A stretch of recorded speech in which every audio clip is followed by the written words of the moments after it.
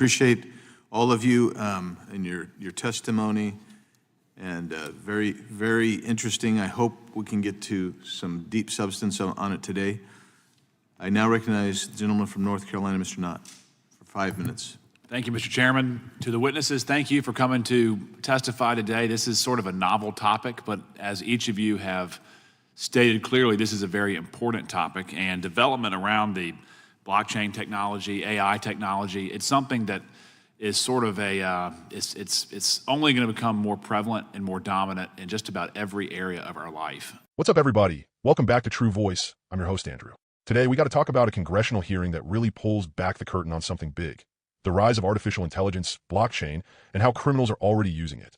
Let's watch. And that's true here in America. That's true overseas. I think it's going to be one of those paramount moments that it's going to be sort of formative. Where were you before? Where were you after? And to that end, as a former prosecutor myself, when I was prosecuting, I came on at the very end of the AI-free crime. And I started to see how blockchain and cryptocurrencies and artificial intelligence was infiltrating every area of the criminal world. And to that end, Mr. Redward, as the use of AI and blockchain technology does become more common, and it does become more integrated in every avenue, there's obviously access from domestic actors that are criminal and international actors. There's really no border that's recognized.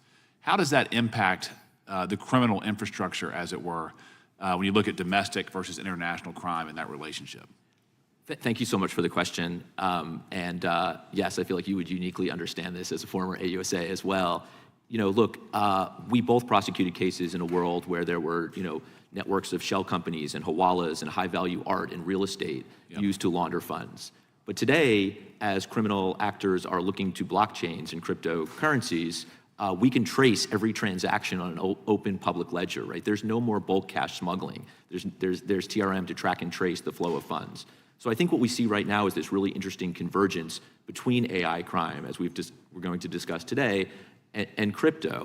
And really, primarily, crypto is often the means of value transfer in these different crimes, right? You see these deepfake scams where they are scams trying to get cryptocurrency from investors or users. They are ransomware actors who are supercharging attacks where cryptocurrency is the payment.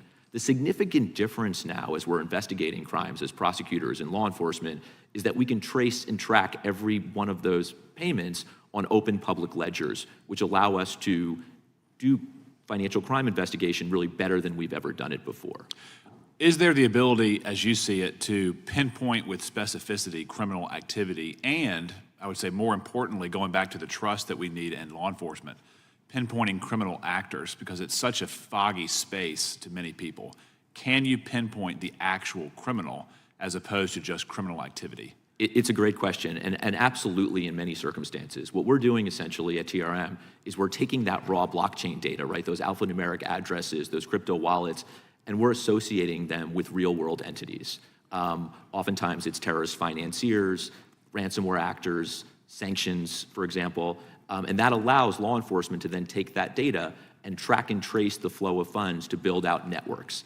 Cartels are a great example of that today. I'm sorry. Is there a risk that cartels, terrorist states could use legitimate constructs on the blockchain that are developed here in the United States for their own benefit, therefore taking advantage of a legitimate structure or a legitimate software that's developed here?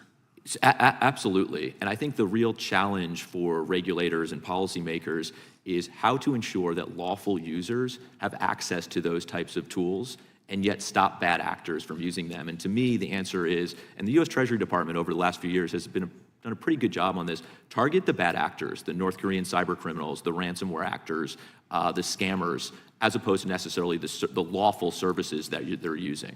And is there a risk if we are too zealous in the prosecution? As a prosecutor, I'm all for strong law enforcement, but if we are too aggressive on the front end as this technology is developing, could we stifle domestic innovation here at home if we are too aggressive in prosecuting? Absolutely. It is critical that we continue to focus on the bad actors in the space, which will allow the lawful ecosystem to grow, as opposed to the lawful services that are being used by bad actors. So absolutely, and really the key to all of this is to stop bad actors from leveraging the technology to allow this industry and this technology to grow. And then briefly, what can we do in Congress to ensure that law enforcement has the resources to target the bad actors with specificity? That's exactly right. I mean, today, what we really have across the US government is a cadre of law enforcement agents that are really true experts, power users of blockchain intelligence tools. What we really need is that cadre to grow significantly. As bad actors are leveraging AI, as they're leveraging blockchain technology, every federal agent should have access to tools and the training necessary to sort of meet this new moment from a technology perspective. Sir, thank you. Thank you. Other members, I ran out of time. Mr. Chairman, I yield back. Thank you. First off, I appreciate that Congress is finally having serious conversations about AI and blockchain. These aren't sci-fi buzzwords anymore. They're shaping our economy, our national security, and yes, even our democracy. But here's the problem. When Republicans talk about these issues, they almost always focus on fear, criminals, cartels, terrorists, without giving equal attention to the opportunity these technologies bring. The witness, Mr. Redbird, made a great point. Blockchain actually makes crime easier to track. Every transaction leaves a trail. Compare that to cash smuggling or shady shell companies. With crypto, you can trace it all on the public ledger. That's a game changer for law enforcement. But what worries me is this.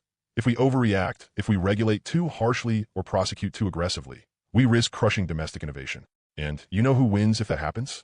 China, Russia, authoritarian regimes that would love for America to fall behind in the tech race. This is where Democrats need to lead with balance and vision. We can crack down on bad actors, North Korean hackers, ransomware gangs, scammers, without punishing everyday Americans who are building the future of AI and blockchain. The key is smart regulation and giving law enforcement the tools and training they need to keep up. Think about it. If we actually invest in our public sector, if we give our federal agents the resources they need, we can fight cybercrime more effectively than ever before. That's not big government overreach. That's smart governance. That's keeping Americans safe. And let's be real, Republicans love to talk tough on crime, but when it comes time to fund law enforcement with modern tech tools, they suddenly go quiet. Democrats have to be the ones saying, yes, let's support law enforcement, but let's do it in a way that protects liberty, innovation, and our future. So here's the bottom line. AI and blockchain are here to stay. The question is, are we going to let fear dictate policy, or are we going to step up as a nation, invest in our people, and make sure America leads the way?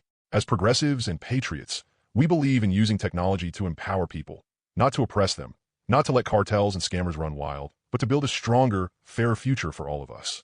This has to be about balance, innovation and accountability, security and freedom. And if we get that right, the United States won't just compete, we'll lead.